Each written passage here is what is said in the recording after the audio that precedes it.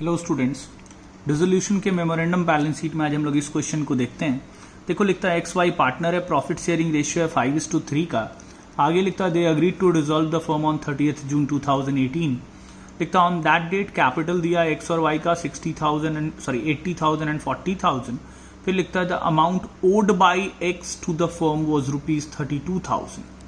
Amount owed by x to the firm यानी x owe करता है फर्म को, इसका मतलब ये फर्म का एसेट्स है। एक्स लोन लिया है फर्म से। फिर लिखता है and the amount owed by the firm to y यानी वाई फर्म को लोन दिया है 25,000।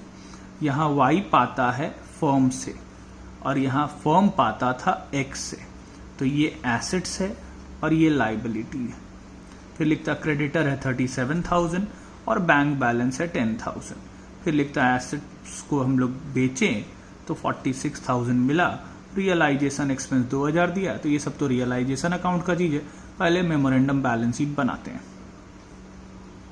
मेमोरेंडम बैलेंस शीट में सबसे पहले कैपिटल लिख दिए, फिर लिखा था amount owed by x to the firm यानी फर्म पाता है तो यहां आएगा लोन टू एक्स के नाम से और यहां लोन दिया 32,000। फिर amount owed by the firm to y यानी ये वाई का लोन लाइबिलिटी में जाएगा और ये है 25,000। उसके बाद क्रेडिटर्स दिया है तो क्रेडिटर्स दिया हम लोग को 37,000 और बैलेंस एट बैंक दिया 10,000, तो बैंक बैलेंस एसेट्स में जाएगा। और अब बैलेंस कर लेंगे तो हम लोग का सन्ड्री एसेट्स निकल जाएगा। सन्ड्री एसेट्स आ गया हम लोग का 1,40,000। फिर रियलाइजेशन बनाते हैं। यहाँ पे देखो वाई का लोन था और हम लोग पढ़े हैं कि किसी पार्टनर का लोन होता है तो उसको हमेशा अलग से पे करते हैं। उसका एंट्री होगा y's loan account debit to bank account, और इसके लिए कोई इन्फॉर्मेशन नहीं है कितना पेमेंट किए तो पूरा पेमेंट कर देंगे।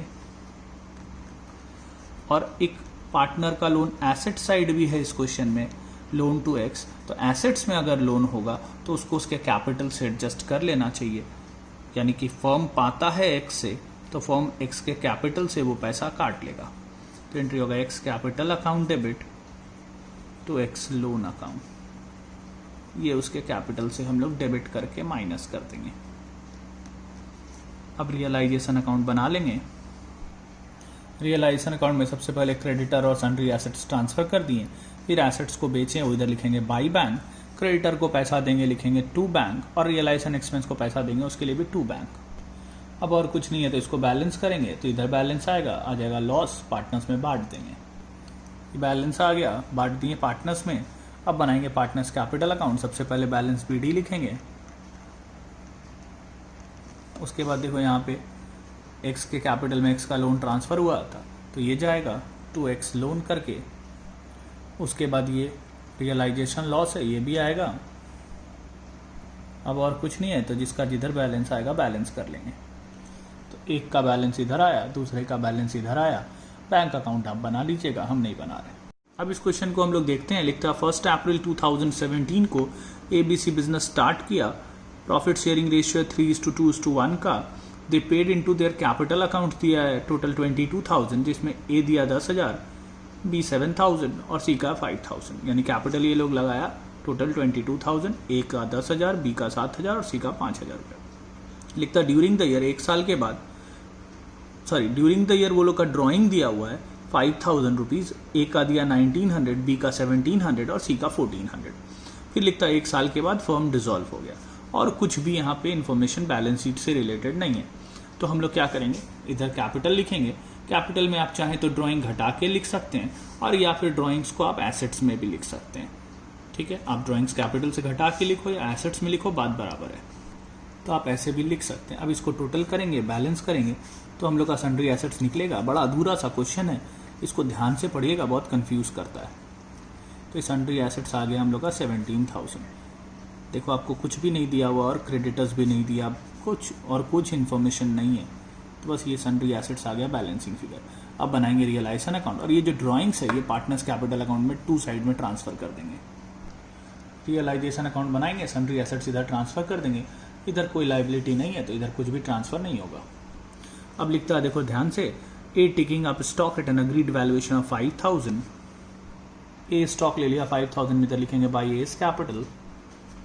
फिर लिखता है b taking up furniture at ₹2000। B furniture ले लिया 2000 में, एंड सी जो है डेटर्स ले लिया 3000 में। सी डेटर ले लिया 3000 में। अब इस पॉइंट को ध्यान दो, लिखता है after paying up their creditors there remained a balance of 1000 at bank. लिखता क्रेडिटर को पेमेंट करने के बाद बैंक में 1000 रुपया बच रहा है, यानी एसेट्स को बेच के इतना पैसा आया कि क्रेडिटर को देने के बाद 1000 बचा, तो इसको लिखेंगे बाय बैंक।